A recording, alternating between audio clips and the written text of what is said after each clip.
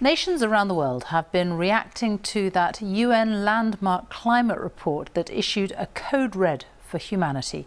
Experts agree that without big reductions in global carbon dioxide emissions, the world cannot win the fight against climate change.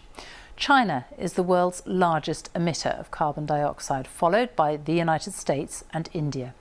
In a moment, we'll hear from our correspondent Barbara Plett-Usher in the US and Dan Johnson in Delhi. But first, here's Robin Brandt in Shanghai. China is the world's most populous nation, and for some years now, it's also been the world's most polluting nation. Rapid economic growth here over the last 20 years, fueled by plentiful coal, means that China is now the world's biggest emitter of carbon dioxide. It's responsible for more than 1/4 of all the greenhouse gas emissions on the planet. Half the coal burned in the world is burned here, and it's going up. China says it won't hit peak coal use for a further 5 years. Its president, Xi Jinping, says that by 2030, it will hit its peak in terms of carbon emissions. It will be a further 30 years to 2060 until he says this country will be net zero on carbon emissions. China is, though, gradually changing its energy mix. It's investing a lot, in particular, in solar. It wants and needs cleaner, less polluting air for its people. The government says the world should have full confidence in its climate plan. But it's clear that Beijing doesn't want to endanger, as it sees it, its economic powerhouse by weaning itself off of coal too quickly. Here in the United States, people shouldn't need a wake-up call about climate change from a scientific report because they're already living it. Unprecedented heat and severe drought are fueling massive wildfires across the northwest of the country. The U.S. has itself to blame. Historically, it's released more carbon dioxide into the air than any other country, 400 billion metric tons. Now it's the world's second biggest polluter after China.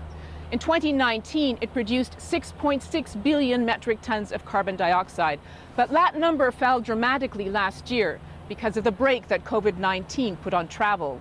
And the Biden administration plans to reduce emissions even more. The president is reversing Donald Trump's rollback on climate regulations, and he's pushing an ambitious agenda for a switch to green energy. So he welcomed the climate report as an urgent call to action. Across India, hundreds of people have died in flash floods over recent weeks during the monsoon, and those rains are likely to intensify and get even harder to predict, which could mean millions of people living under threat. So extreme weather is a real risk. And there are ambitious targets here for increasing renewable energy, especially from solar power. But fossil fuels will play a major role way into the future as the country keeps growing and developing and the overall energy demand rises further. And there is a sense that climate change is the responsibility of others, industrial nations like the USA that have burnt coal for more than a century.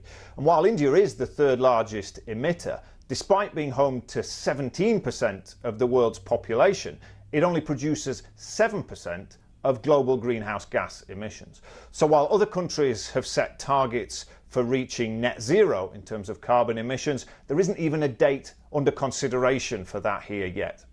Dan Johnson there, the international challenge to try to tackle climate change.